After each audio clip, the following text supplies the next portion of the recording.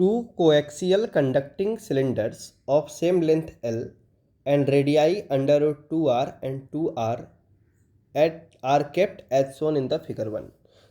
तो अपने पास दो कंडक्टिंग सिलेंडर्स हैं जिनका लेंथ हमें L बताया गया है और इनका रेडियस अंडर रूट 2r और दूसरे वाले का radius 2r। The charge on the inner cylinder is Q, अंदर वाले के सरफेस पे कितना चार्ज छोड़ दिया Q, and the outer cylinder is grounded. The annular region between the cylinder is filled with a material of dielectric constant K। इस reason में एक मटेरियल फिल कर दिया ये वाले गैप में जिसका डाइलेक्ट्रिक कांस्टेंट है K।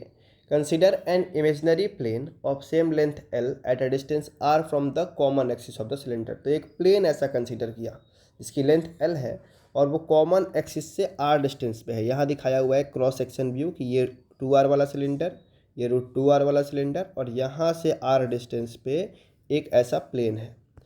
इसके बाद कहा गया तो this plane is parallel to the axis of cylinder. The cross sectional view of this arrangement is shown in figure 2।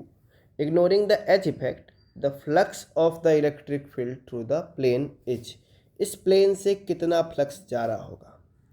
तो बेसिकली समझे तो इस वाले डायग्राम पे यहाँ से हर डायरेक्शन में फील्ड लाइंस ऐसे निकल रही होंगी रेडियली, यहाँ से नहीं सॉरी, ऐसा इस सिलेंडर से, और ये ग्राउंडेड है तो ये प्लस Q से जा रहा होगा इधर ऐसा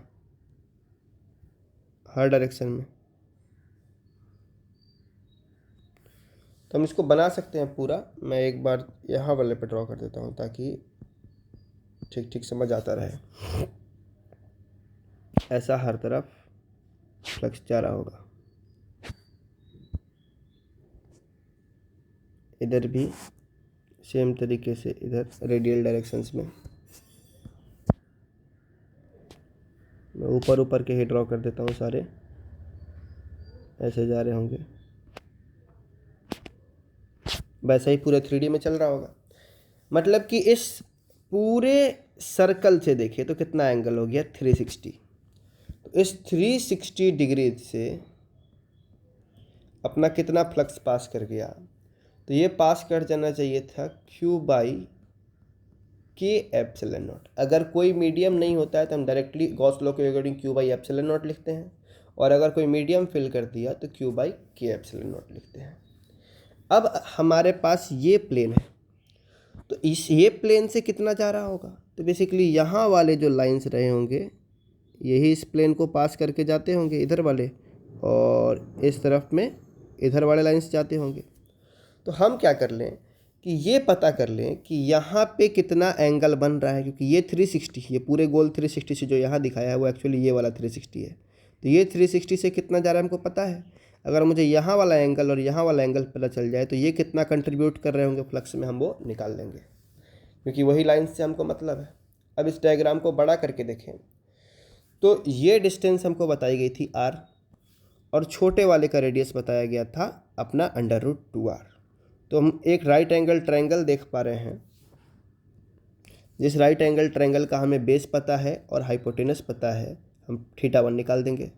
सेम तरीके से एक बड़ा ट्रायंगल यहाँ पे, इसका भी बेस R और इसका हाइपोटेनस 2R। तो इससे हम क्या निकाल देंगे θ2, और θ2 में से θ1 निकाल देंगे तो अल्फ़ा निकल जाएगा। अब जितना अल्फ़ा इधर बनेगा उतना ही अल्फ़ा इधर बनेगा, और हम इस 2 अल्फ़ा से फ्लक्स का कंट्रीब्यूशन निकाल लेंगे। तो हम सॉल्व करें तो cos θ1 will be R upon under root 2R, that is 1/√2। This means θ1 is 45 degree. cos θ2 is R by 2R, that is 1/2। अब cos θ1/2 होता है 60 पे, तो θ2 इज 60 डिग्री। तो alpha will be θ2 minus θ1, that is 60 minus 45, 15 degrees. अब flux through 360 degree ऊपर समझाया था कि Q/K epsilon naught, that is Q/5 epsilon naught. K की वैल्यू 5 थी, वही है। तो फ्लक्स थ्रू 2 अल्फ़ा। तो अब ये जो फ्लक्स था वो कितने से था 360 से था, और हमको चाहिए 2 अल्फ़ा से। तो φ0 डिवाइडेड बाई 360 इंटू 2 अल्फ़ा। φ0 कितना, तो Q/5 एप्सिलॉन नॉट, और ये हो जाएगा 2 अल्फ़ा का मतलब 15 into 2, that is 30 divided by 360। Cancel करेंगे तो नीचे आ गया 12। अब 12 इंटू 5 60, तो Q/60 epsilon not. Option C अपना करेक्ट हो जाएगा।